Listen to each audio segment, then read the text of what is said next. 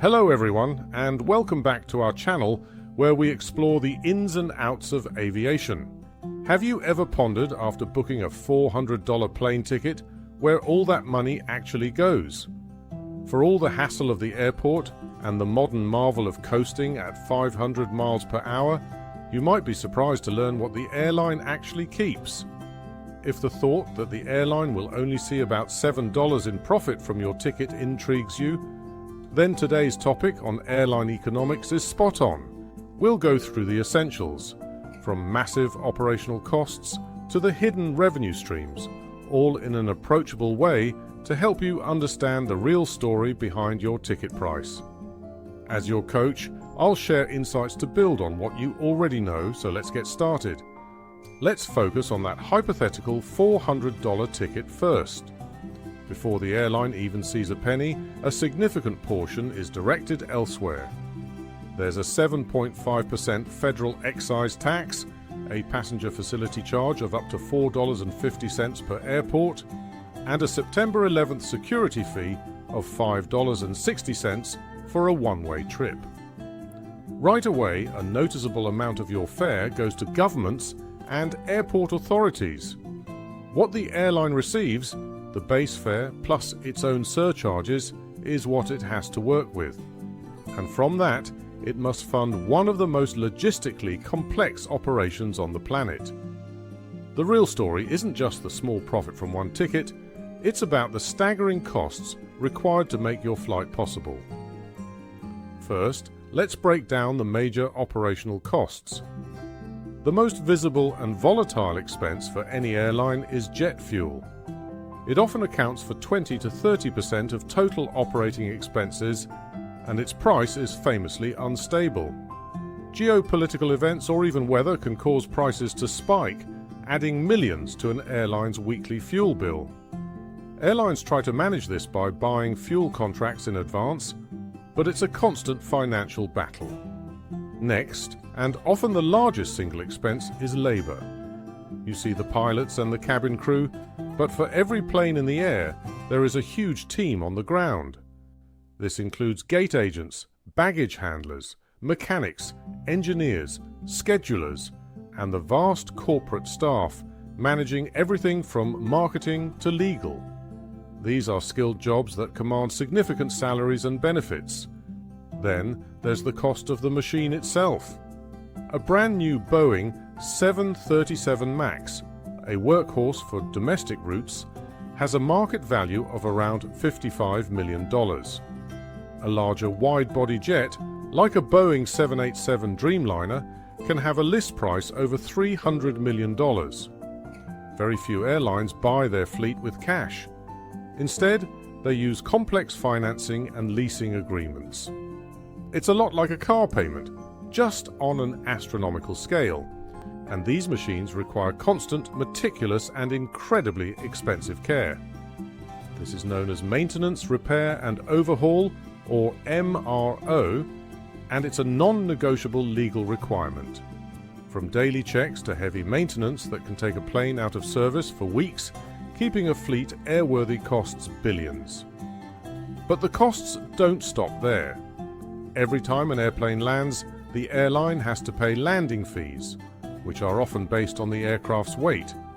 They pay to use the gate, to park the plane, and for the air traffic control services that guide them safely.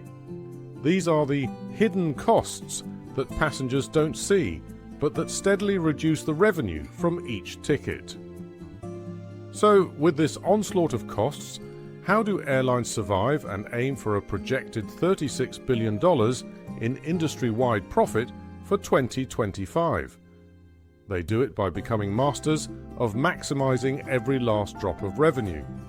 This is where you, the passenger, might start to feel the pinch.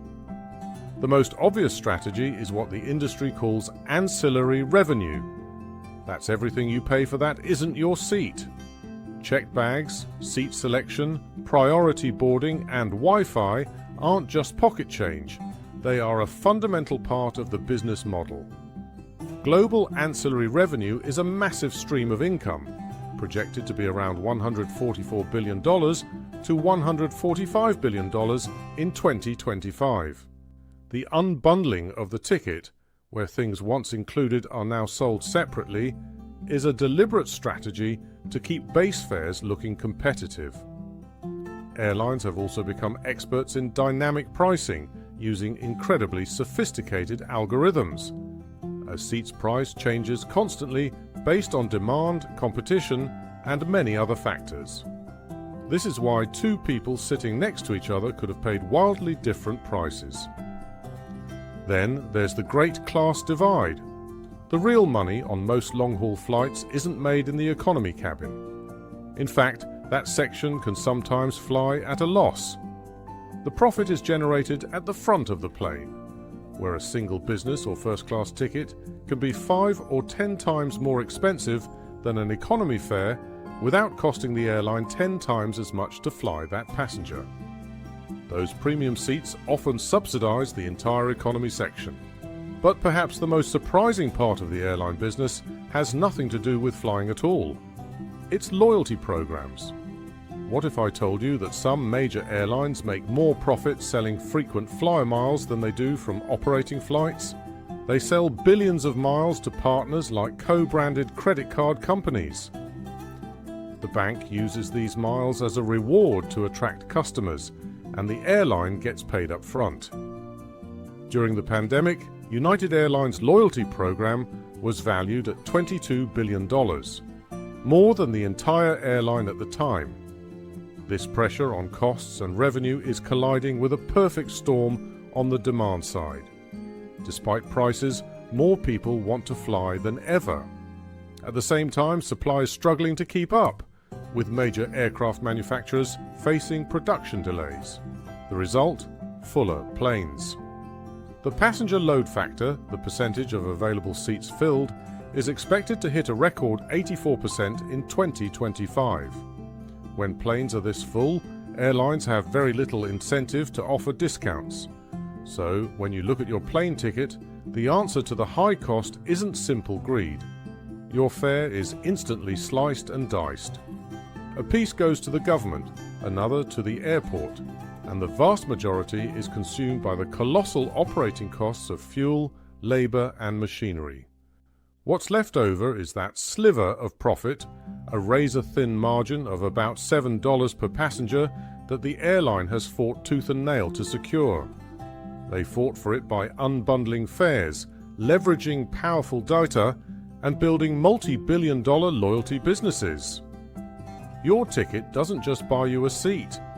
It buys you a tiny fraction of a global logistical miracle, a share in the fuel, a contribution to the pilot's salary, and a payment on a $100 million machine. And after all of that, it leaves just enough behind for the airline to buy that airport sandwich. If you enjoyed this look into the hidden economics of air travel, be sure to like this video and subscribe for more deep dives into the complex systems that shape our world. What part of the cost breakdown surprised you the most? Let us know in the comments. Thanks for watching.